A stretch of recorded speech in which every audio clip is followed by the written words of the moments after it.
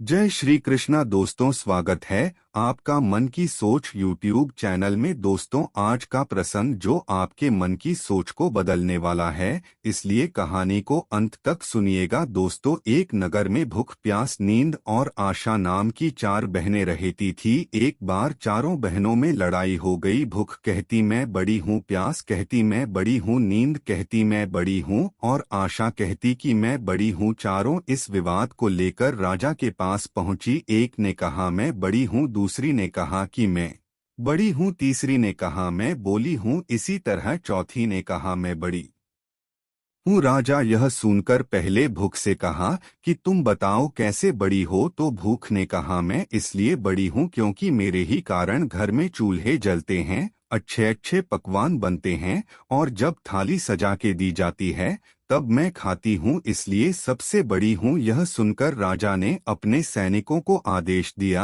कि जाओ, राज्य के प्रत्येक कोने कोने तक यह घोषणा कर दो कि आज से किसी के घर में भोजन नहीं बनेगा। फिर देखते हैं जब भूख को भूख लगेगी तो वह क्या करेगी। पूरा दिन बीत गया, पूरी रात बीत गई। जब सुबह हुई तो भूख को भूख सताने लगी। तब वह इधर उधर भोजन की तलाश करने लगी। जब उसे कुछ नहीं मिला तब वह भूख के कारण घर में पड़ा बासी रोटी को खाने लगी। प्यास यह सब देख रही थी। वह तुरंत राजा के पास गई और बोली, हे राजन, भूख हार गई, घर में पड़ी बासी रोटियों को खा रही है।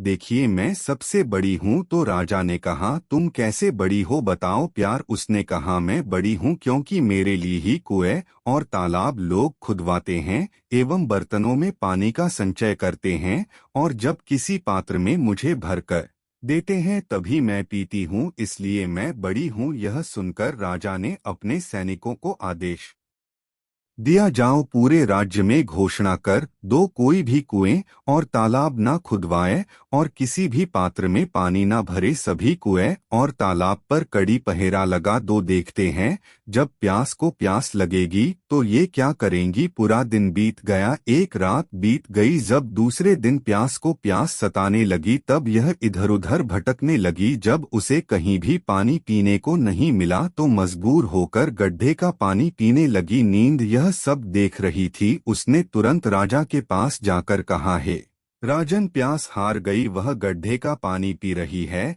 इसलिए मैं सबसे बड़ी हूँ। तो राजा ने कहा, तुम कैसे सबसे बड़ी हो। तो नींद ने कहा, मैं इसलिए बड़ी हूँ क्योंकि लोग मेरे ही कारण पलंग बनवाते हैं, बिस्तर लगते हैं। जब मुझे बिस्तर लगा कर देते हैं तब मैं सोती हूँ, नहीं तो मैं नहीं सोती। राजा ने अपने सैनिकों को आदेश दिया, पूरे राज्य में घोषणा कर दो, कोई भी पलंग न बिछाए और उस पर बिस्तर न लगाए। नींद को जब नींद आएगी तो देखते हैं वह क्या करेगी। पूरा दिन बीत गया, आधी रात बीत गई तो नींद को नींद आने लगी तो इधर उधर बिस्तर खोजने लगी। जब बिस्तर नहीं मिला तो मजबूर होकर उबड़ खाबड़ जमीन पर ही सो गई। आशा यह सब देख रही थी। उसने तुरंत राजा के पास जाकर कहा कि हे राजन, नींद हार गई, उबड़ खाबड़ जमीन पर बिना बिस्तर के ही सो गई, इसलिए बड़ी तो मैं ही हूँ। राजा ने कहा, तुम कैसे बड़ी हो। आशा ने कहा, मैं इसलिए बड़ी हूँ क्योंकि लोग मेरे कारण काम करते हैं